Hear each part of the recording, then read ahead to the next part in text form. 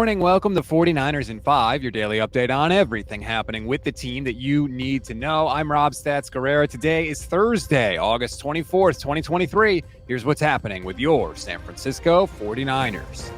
The competition for the backup quarterback spot is officially over. Congratulations, Sam Darnold.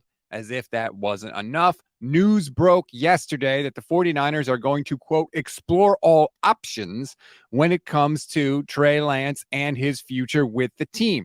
We are going to hear from Kyle Shanahan in a minute, but that phrase is really interesting to me. Explore all options, right? Because that leaves open the possibility that the 49ers could cut Trey Lance, because we also found out yesterday, according to ESPN's Diana Rossini, that the team has been trying to trade him for, quote, much of the offseason. So if no one wanted to trade for Trey Lance before, why would they want to trade for him after he loses out in a quarterback competition with Sam freaking Darnold? Before we answer that, let's hear from Kyle Shanahan, who didn't hold a press conference. Instead, he went on the team's flagship station, KNBR. So, Kyle, what went into the decision to make Sam Darnold QB2? Really starting back from OTAs all the way to now. I mean, it was a hell of a battle. They were neck and neck for a long time, but just really over these last, 10 days and stuff, we felt Sam started to separate himself. We felt he did it in practice consistently, and he's been getting better each day. Trey made it real tight. He made it tough. It wasn't an easy decision for us, but we felt, with the work that they both put in, this game, our decision was made before this game, so felt I owed it at least to Trey to tell him first and foremost. So I brought him in this morning and let him know, and now we're here. Trey made it really tough on him, huh? Yeah, so tough you decided the competition was over before the third preseason game. Okay, whatever. So, Kyle, do you expect that Trey Lance is going to be on this team when they go to Pittsburgh in week 1? I'm really hoping so. I mean, this isn't a thing that we're giving up on Trey. This is more of how Brock played in his 7 games, and that was decided before the season started. And then how good Sam's looked. They both looked good. But we do have to make a decision here, and you only get so many reps at it, and we feel starting about 10 days ago, Sam really separated himself, and we got to keep it real in that way. But I feel very, very fortunate to have both of them here. I really hope when it's said and done that all 3 of these guys are here, and you never know when that's going to come up. We needed 4 guys last year. Doesn't happen much, but if we can have Trey as an option here, I would feel extremely happy about that. I think the other quarterbacks in our room would, and I think our team would. Trey's a very well-liked guy, one of the better people I've been around, and I do think he's going to have a lot of success in this league. It's been a tough road for him because the times he has gotten an opportunity, he ended up getting hurt and missed that window. And now he's sitting in this position, and we'll always try to do right for Trey. If there's a better situation that his heart's in and something like that, we're going to make sure not to do something that hurts him in that way.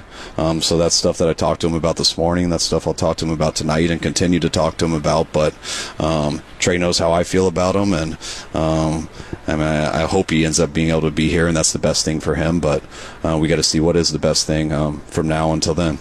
We're not giving up on Trey, but we're not going to let him finish out the competition in the preseason, and we're going to make him QB3. Makes sense. Finally, Trey Lance did not practice with the team yesterday. Was that because you broke the news to him that Sam Darnold was QB2? Yeah, I mean, Trey's put his heart and soul into this like a lot of players, like almost all players do. And these are conversations I have to have with guys a lot, and they're never easy.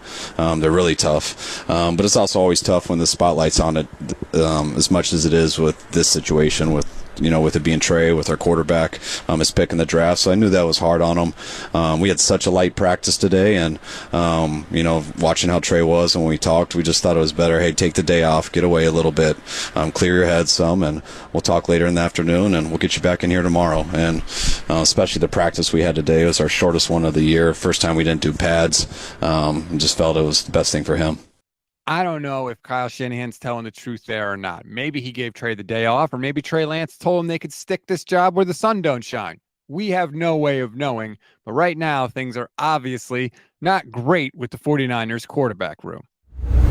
We always give you one thing to read, one thing to watch, and one thing you might have missed. One thing to read on this Thursday. Now that the cat is out of the bag and we know where everybody stands, I wrote something for goldstandardniners.com, our new website, about how we should have seen this coming all along, and all you had to do was look at the 49ers actions over the past several months. You can read the story by clicking the link in the description of this episode. One thing to watch: Shanahan says the plan is for Trey Lance to play on Friday against the Chargers after Sam Darnold.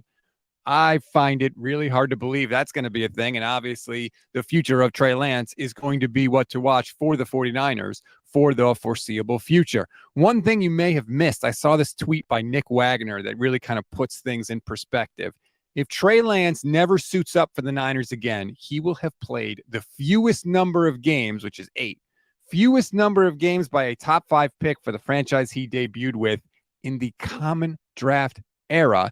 And that goes all the way back to 1967. That's how unprecedented this situation is.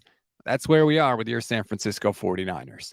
That's a wrap on today's 49ers in 5. Please rate, review, and follow the Gold Standard Podcast Network. Enjoy your Thursday, everybody. Levin Black and I actually taped an emergency Gold Standard podcast once the news broke. It's available now. It's on our YouTube page as well for you to go and see. If anything else happens, of course, I'll go live again today and react to it. But right now, that's going to be the podcast for today. It was 90 minutes. We did a huge reaction show. We took your questions and your comments. So please go and listen to it. We were a little fired up. I'll just say that. I'm Rob Stats Guerrera. We'll talk tomorrow.